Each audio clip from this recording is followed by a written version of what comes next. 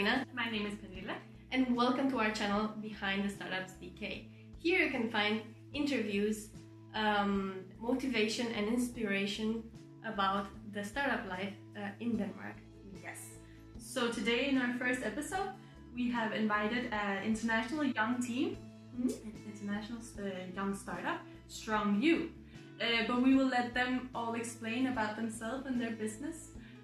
But we as well ask them how it is to be an entrepreneur in Denmark, why they became an entrepreneur, and how it is to work in an international team. So we hope you will enjoy and you will find inspiration, some motivation if you are trying to do your startup yourself here in Denmark. Hi everyone, and welcome to Behind the Startups. Today we have Tobias and Martina visiting from Strongyou. We're very interested in hearing about you and your company. So would you start telling us a little bit about yourself? Yeah. But first of all, thank you for inviting us, girls. It's been a pleasure to be here today, right? Welcome. So I will start with a problem that we're trying to solve with Strongyou. Every year, there are over 44 million professional and amateur athletes that get injured just in the European Union. And it's been frustrating for them because they might lose motivation, and most importantly, just within the first 3 weeks, they lose up to 10% of their muscle mass and strength. But it's also frustrating for the clubs actually, because they don't only wait when the player recovers, but they also need to wait before the player gets back to the top form after the recovery. Yeah. And that's when Strongyou comes into game. We have developed a digital platform that provides all the injured players with workout plans that teach them how to exercise without using the injured part of the body. All the plans are created by a physiotherapist that is one of the best in Denmark and are available without a physical presence, which is the best part because you don't need to go to the clinic to get the workout plans. Yeah. Our solution is currently available only for sports clubs, but that's just for now. So we provide yearly packages for the sports clubs that cover their players for the whole season. So whenever a player gets injured, he comes to our platform, he fills in information about his workout limitations and workout preferences, and then our physiotherapist, based on the injury limitations, creates the plans for them that are available in the account. Again, no physical presence in any of the clinics or nothing like that. Yeah. Okay. So digital platform can help people get back in shape. Yeah, exactly. And a very important thing that I would like to mention is that we are not replacing a physiotherapist. We still want the player to go to his physiotherapist, to help him with the injury, because the injury is important to be treated. But we focus on the rest of the body. All right, very interesting. So how did you come up with Strongyou? Where did the idea come from? So it was actually me, because I was playing soccer in the past and I got so many injuries I cannot even remember all of them. And every time I just got a new injury, I got super frustrated. I was like, damn, I've been working so hard until now, and then I have this injury, I don't know what to do about it. Yeah. And at one point it got so far that I was like, okay, I will work out no matter injuries. I want to stay in shape, I want to be back fast. Yeah. But whenever I went to gym, I tried to eliminate the part of the body, but apparently I was doing wrong exercises because I still injured my injury. Right? Yeah. And then I was like, okay, I will search online. So I tried to search for solutions that are available, maybe even for buying, but I couldn't find any. The only thing I found were YouTube videos, and they was pretty unprofessional, and there weren't even that many for my type of injury. Okay. So I was like, yeah, either I'm gonna pay a lot of money for a sports physiotherapist, which I didn't have at the time, or I'm gonna start something. So how did you develop it? How did you start your startup? How did it all turn into a company? So I saw Martina was starting to research her idea, and she kind of posted online.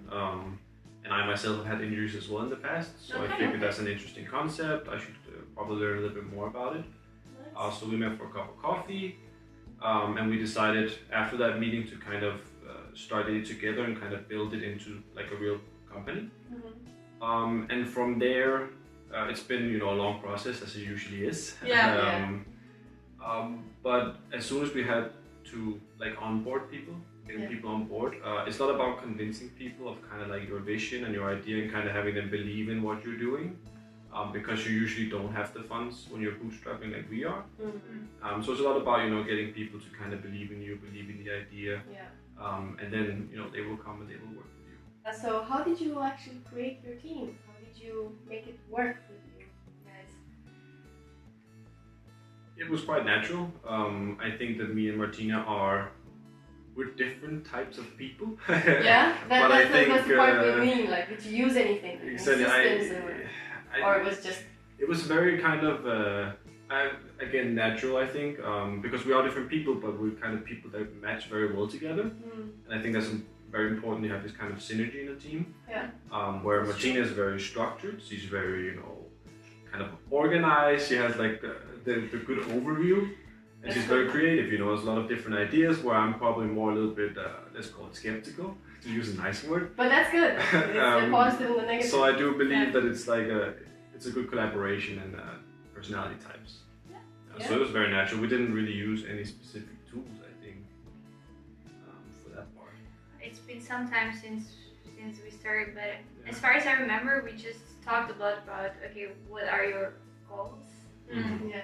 And if the main goals and the values are somehow aligned, then the rest just comes naturally. That's true. Yeah. And the work ethic between you guys, it matched, so you didn't have to do anything there, or did you have to like talk about it, like how do we meet, like when, how often? Yeah, that is important, like, because it's hard, at the beginning when you start, like do something and then you have to commit. It's like work, right? Yeah, exactly. That was important to decide actually how we want to have the meetings, because, for example, I like to get up super early, and that's not good. So we have to decide. Okay, we meet at this time so that I'm not pissed then when we meet later. Compromise. Yes, exactly. Yeah. Okay. Yeah. Okay. Well, we all need to know that, because a lot of time we think that we all have to start in the morning because I don't know. But some people are more productive in the afternoon or even in the evening, so it's, I don't know how you are, but like sometimes I feel very productive in the nighttime, and in the daytime I'm like, what? Yeah, I'm similar to that. But thank you for telling us about yourself and the company. This interview we wanted to focus a little bit about how it is being a foreigner in Denmark, doing startups, but also how it is to be in an international team working together. And you did say you complement each other very well. But does that maybe have something to do with your from different nationalities? Martina, how has it been for you to come to Denmark and study entrepreneurship and doing your company in Denmark now? To be honest, for me, it feels like a normal thing, because I don't really have the experience of starting a company in Czech Republic. I came, it's been 3 years or so. I came 3 years ago, and it just feels normal for me to be here, to start my business here. And I think that the cultural background, there might be some differences, but it's not like I'm starting business in Asia or I'm starting business in Africa. It's similar but different. But it's not different in a way that it would create some sort of obstacles for me to start. So the culture is very much the same for you. You haven't experienced anything where you were like, I don't understand anything of this, or it's been very natural for you? As you say, I think there is not like a huge difference that would kind of create anything to think that's okay. What about you? What's your opinion on this? I've always been a fan of taking people from different places and putting them together. I think it's far more productive than taking a group of very like-minded people. Yeah. Because they will all agree with each other. They will all kind of have the same idea. Yeah. But whereas you take someone who comes from a completely different place, as we said, the cultures are not extremely different, but still there's some different in mentality, different in the way you kind of question things. And I think you kind of come up with some different ideas, different solutions, and some much more productive discussions. Yeah. But actually here I would have a point. It's I think what you said is completely right, but I would also add that even within one country you have so many different people who can mesh together, even though they have completely different opinions. So then when you put them in one team, like 5 different Danes, then you can still have a creativity if you want. Definitely. Yeah, I think that's what we experienced together. Yes. So have you met any obstacles regarding your different nationalities? Has there been anything that has made it difficult for you to maybe agree or to not agree, or has it just been good? No, we just discuss things a lot. Like we make sure that we discuss everything. Okay. Definitely. Yeah. So good communication. Yeah, we usually run things by each other. If someone makes something that they think is good or something they want to post or whatever, we run it by each other to make sure that we kind of are on the same page with everything. Okay. And especially when it comes to like major decisions, you have to consult with the others. You cannot just be like, okay, now we're gonna do this, and I'm gonna completely change the company's direction, but not telling him now. Oh, that's actually a very, very good thing. Yeah, that's probably Did you learn this necessary. somewhere, or is it natural to you? I hope it's natural It for should be everyone. common sense, I think. To communicate. So Martina, you actually already mentioned that there is not a lot of cultural differences, but do you know if it's different to make a startup in Denmark compared to Czech Republic? Yeah, that's the thing. I don't know because I have never went through the age when I was here. I never went through the same age in my country, so I didn't have the chance to see how it works in my country because after high school I immediately moved here. Yeah. So for me, I have to be honest no idea what the startup scene looks like in Czech. Okay. So you went here and you knew you were gonna do your startup in Denmark. I didn't know I'm going to do a startup. Okay. I found out throughout my education here in actually Copenhagen. Okay. So you're quite young to have a startup. So I'm wondering, where did you get your information about business and startup? Do you have anything you're following? Any mentors? News platforms in Denmark you're following, or is it just him, your main source of the Danish business news?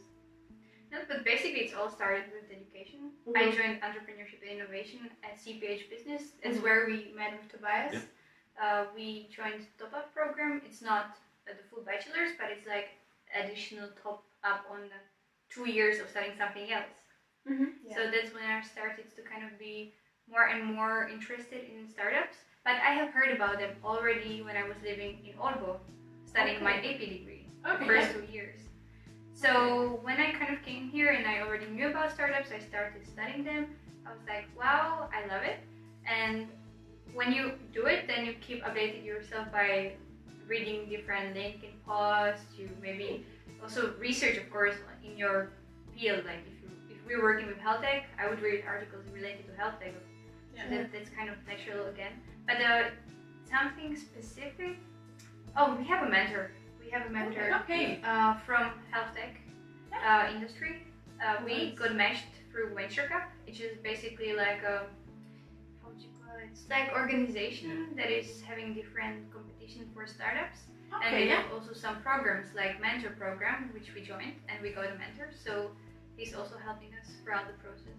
And the Venture Cup you found out through the incubator in the school, or from school itself, or do you remember?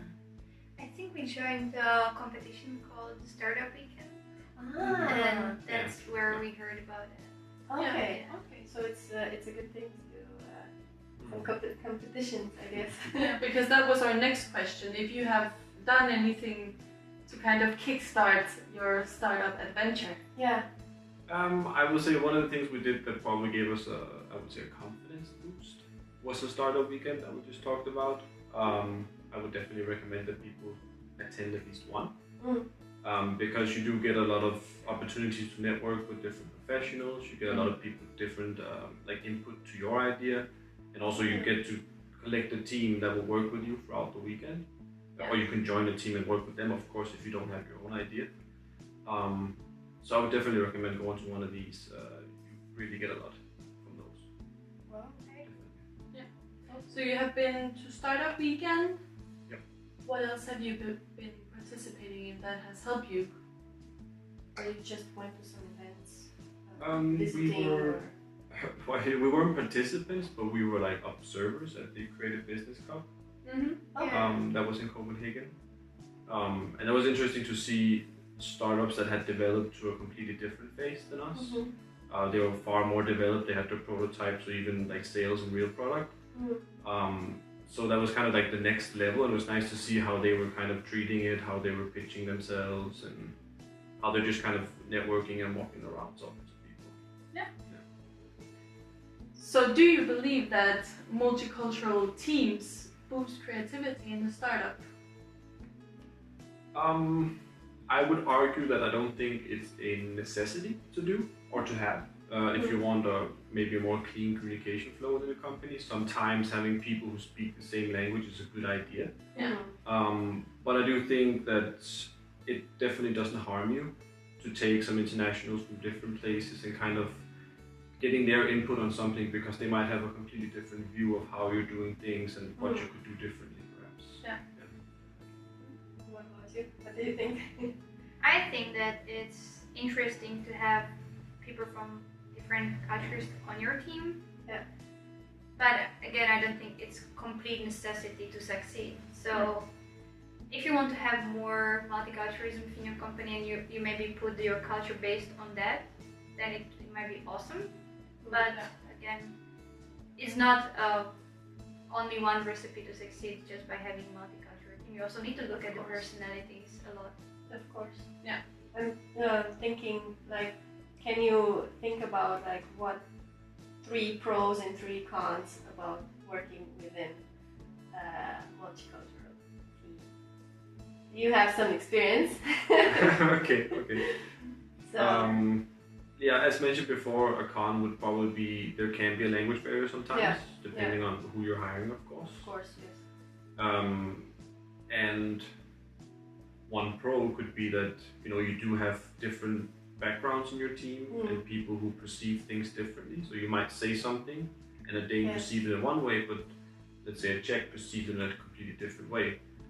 So that could be a pro for sure.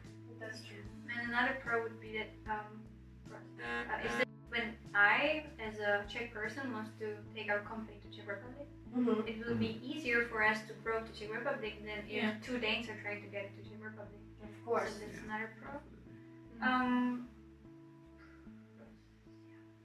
What else? The cons? I can't really think of that many.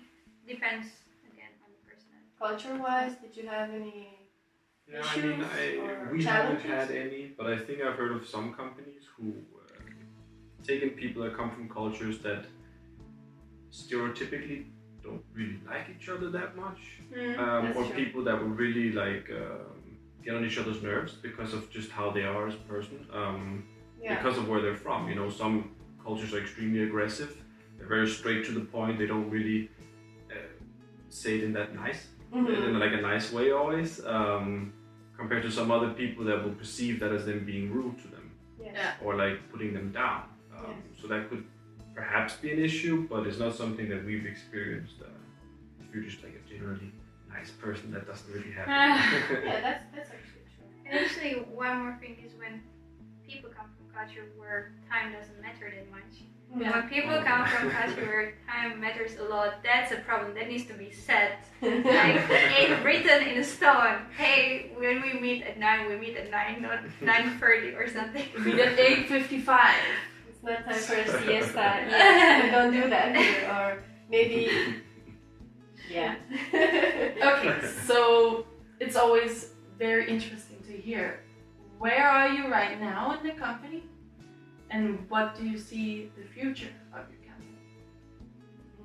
They want to. Yeah, it's a broad question. Like right now, we're launching in September, and we're looking into sponsoring a handball team right now to kind of get some good feedback and kind of get in touch with that industry. Okay.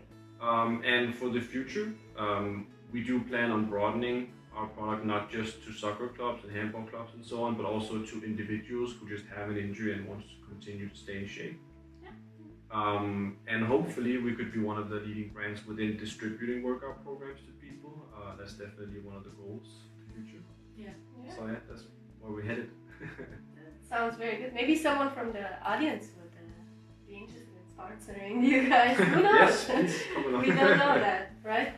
This might be a question that you're going to get very often if you go to interviews.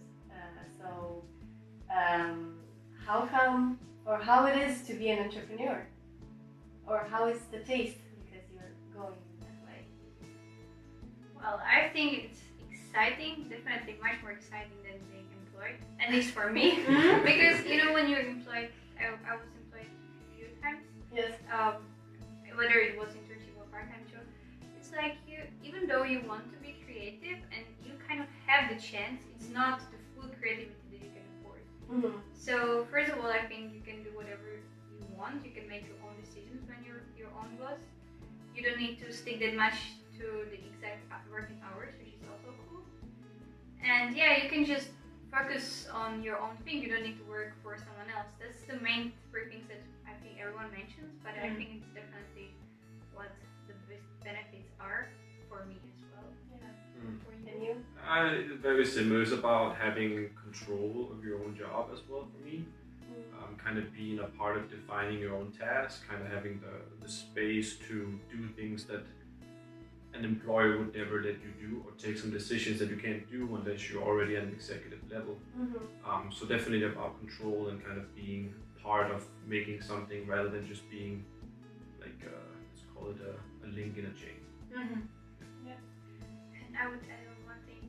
It's so great for finding out what you want to do in the future. Because you try so many roles within the company, you try to do this, you try to do that, and then you see, okay, I really cannot do, for example, marketing. I don't like it. I don't want it. So you know that if you one day should take a part maybe in another company or your own, you know exactly what you want to work with. Exactly. Maybe you learn a lot about yourself as well. I don't know where I heard this, but it's like when you start your company, you get to wear a lot of hats, Yeah. And then for some reason you get one that fits or a couple, and then that's it. That one. Okay. So what would your advice be to our viewers, just young people who want to become an entrepreneur as well? What is your advice to them? For me, I would just tell them start, even though you're not sure if you want to be an entrepreneur, because you will find throughout the way, and you will also find out what you want to do in your life. I would just tell them start, even though you're not sure if it's the right thing for you. But if you have it already in mind that you might want to, just do it. Yeah. Good advice. I would probably say whether you have an idea or not, if you're just interested and you think maybe it was something for you, I would attend one of the startup weekends, like I mentioned earlier. I think that will give you a taste of what it's like, and kind of how it works and what you're supposed to do, and then maybe you walk out of the startup weekend with a team, or maybe you got an idea, or maybe you're now capable of designing an idea and kind of knowing how to proceed with it. Well, thank you for your advices. Just very inspiring. Thank you so much for coming. So guys, before we close everything, tell us where can our viewers find you? Where can we find you? So at the moment, we have a website that is not the fully functioning platform yet. It's just sort of information about our company, which is basically www.strongyou.ck. Okay. Then we have Instagram, Facebook, and LinkedIn. On LinkedIn, you can find us under our name, Strongyou. On Facebook, the same. But if you want to make sure that you find us, write Strongyou DK together. Strongyou DK. Okay, Strongyou DK. And then on Instagram, we're Strongyou_official. Okay. Okay. Yeah. But most of these you get them on your website, right? So if they get your website right, then you find everything. Exactly. Okay, guys. Thank you for watching. Until next time. And thank you guys for coming. Thank you very much. Thank you for having us. It was a pleasure having you. And maybe next year we're going to have another interview to see the progress. Who knows? Okay.